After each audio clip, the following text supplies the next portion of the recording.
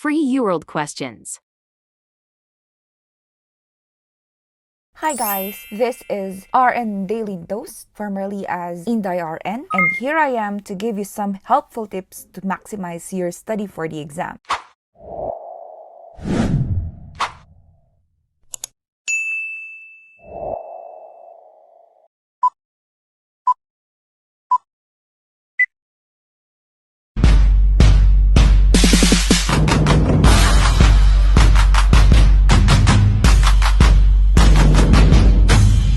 And before we're going to start, please don't forget to click like, comment, and subscribe on my channel, especially if you are new.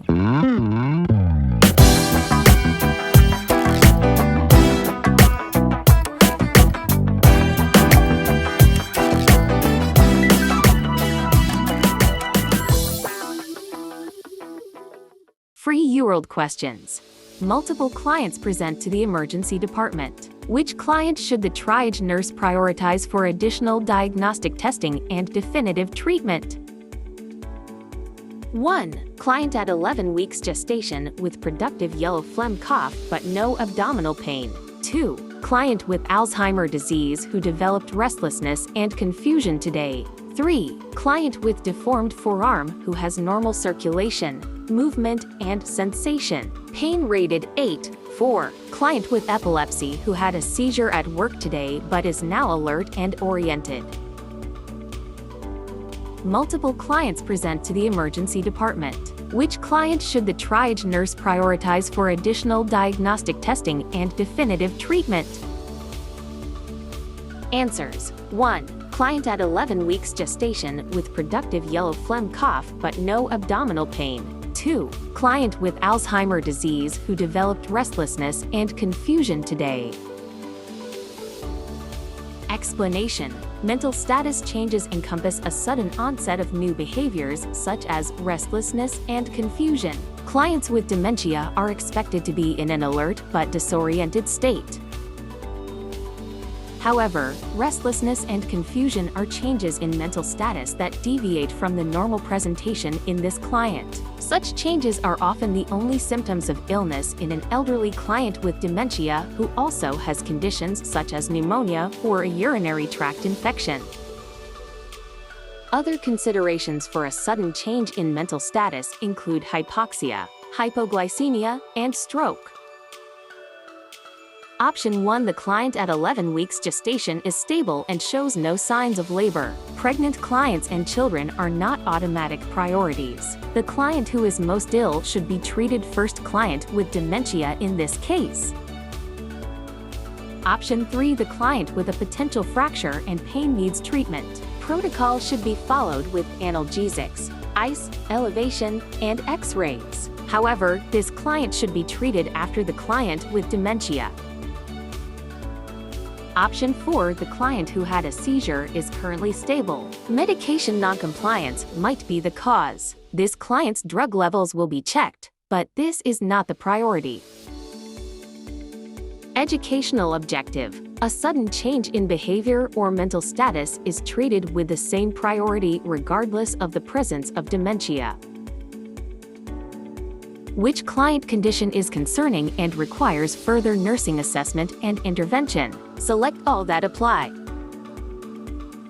1. Before liver biopsy, pulse is 80 min and blood pressure BP is 120/80 Hg. 1 hour afterward, pulse is 11 min and BP is 90/60 Hg. 2. Before lumbar puncture, pulse is 100 min and BP is 140/86 Hg. 1 hour afterward, pulse is 80 min and BP is 126/82 Hg. 3. Client with coronary artery disease on metoprolol. Pulse is 62 min. 4. Elderly client with black stools. Pulse is 12 min. 5. Neonate crying inconsolably at feeding time. Pulse is 160 min. Which client condition is concerning and requires further nursing assessment and intervention? Select all that apply. Answers. 1. Before liver biopsy, pulse is 80 min and blood pressure BP is 120/80 Hg. 1 hour afterward, pulse is 11 to min and BP is 90/60ths Hg. 4. Elderly client with black stools. Pulse is 11 to min. Explanation: the liver is very vascular, which places it at risk for internal bleeding after a tissue sample is removed for biopsy. Liver dysfunction typically results in coagulopathy as many coagulation factors are synthesized in the liver, thereby increasing the risk for bleeding. Early signs of blood loss or shock are tachypnea, tachycardia, and agitation. A later sign is hypotension. Black stools melena indicates slow upper gastrointestinal bleeding. Tachycardia may indicate significant blood loss. Therefore, this client needs immediate assessment. Option 2. This change in vital signs from pre-procedure to post-procedure most likely reflects decreased anxiety. This client's vital signs are within normal range. Lumbar puncture does not produce bleeding serious enough to make a client hypotensive. This client was bleeding. It would compress the spinal cord, causing paralysis in the lower extremities.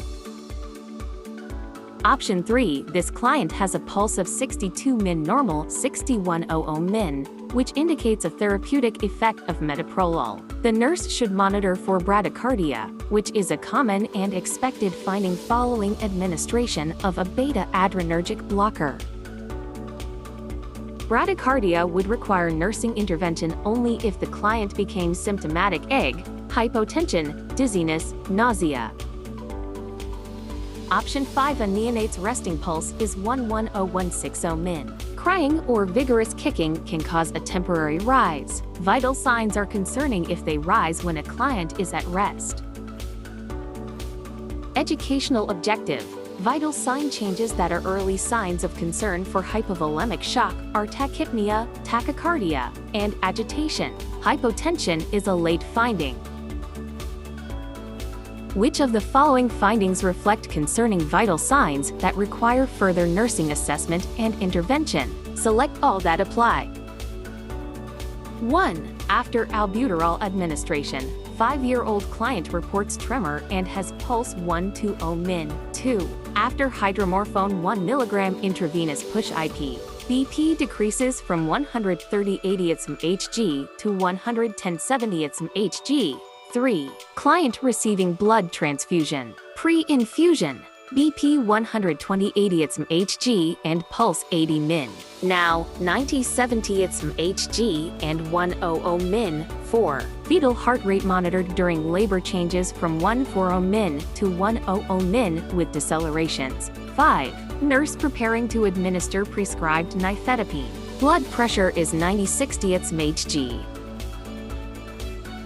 Which of the following findings reflect concerning vital signs that require further nursing assessment and intervention? Select all that apply. Answers. 3. Client receiving blood transfusion. Pre-infusion, BP 120/80ths Hg and pulse 80 min. Now 90/70ths Hg and 100 min. 4. Fetal heart rate monitored during labor changes from 140 min to 100 min with decelerations. 5. Nurse preparing to administer prescribed nifedipine. Blood pressure is 90/60ths Hg. Explanation. Acute hemolytic reaction during a blood transfusion usually develops within the first 15 minutes. Signs or symptoms include chills, fever, lower back pain from damaged cells in the kidneys, tachycardia, tachypnea, and hypotension. Acute hemolytic reaction is an emergency that requires the nurse to stop the transfusion and treat shock. Normal fetal heart tones are 110160 min. Decrease in heart rate with decelerations could indicate uteroplacental insufficiency and must be assessed. Nifedipine procardia is a potent calcium channel blocker antihypertensive.